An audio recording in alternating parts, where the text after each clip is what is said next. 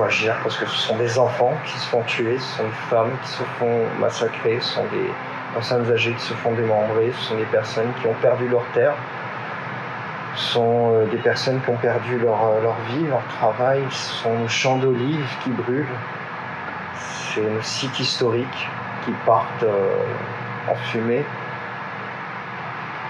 Bonjour à tous, je m'appelle Abbas Attara, j'ai 29 ans, je vis à Ashrafiyeh, dans Beyrouth. Depuis l'attaque des Vipers, qu'est-ce qu'on ressent? On a ressenti de la peur au début, où on laissait nos téléphones loin de nous. Ça a été un réflexe, il y avait de l'anxiété également.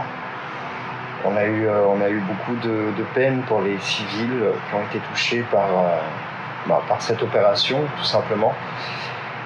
Et c'est vrai que ça a été assez surprenant, soudain également.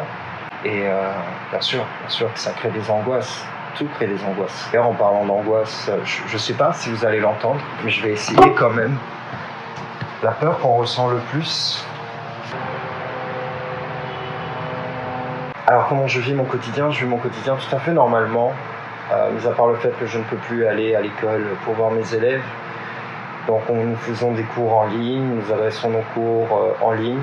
On essaye de garder un lien incroyable avec nos élèves, un lien qu'on ne voudrait pas qui se dissipe.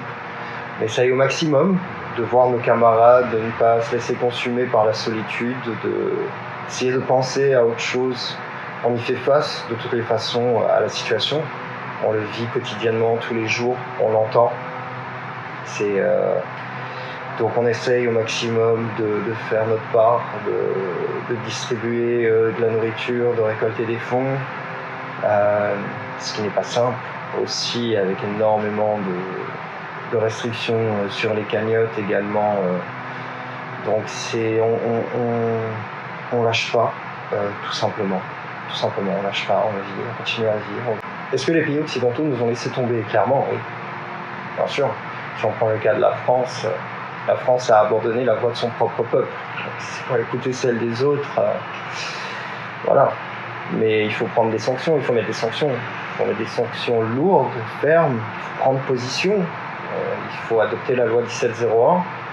Il faut mettre des sanctions contre Israël, contre le gouvernement de Netanyahou. Il faut se montrer à la hauteur de l'histoire de la France, tout simplement.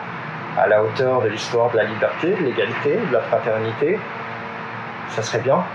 Qu'est-ce qu'on attend des pays occidentaux? Qu'est-ce qu'on attend de la France, par exemple? Qu'est-ce qu'on attend de la communauté internationale? C'est de se lever, de taper du poing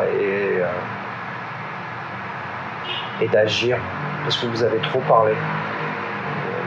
Les politiciens ont trop parlé. La France insoumise parle bien, très bien. Et pour le travail que fait M. Mélenchon, qui est incroyable, à mon humble avis, bien sûr. Mais il faut taper du poing, il faut prendre des sanctions lourdes, et il faut agir. Enfin voilà. Que fait la communauté internationale? Que faites-vous? Au final, il faut agir et il faut agir vite. Et on espère que tout ira mieux, qu'il y aura un cessez-le-feu permanent. Sinon, les jours qui viennent seront très difficiles, les mois qui viennent seront d'autant plus compliqués à vivre.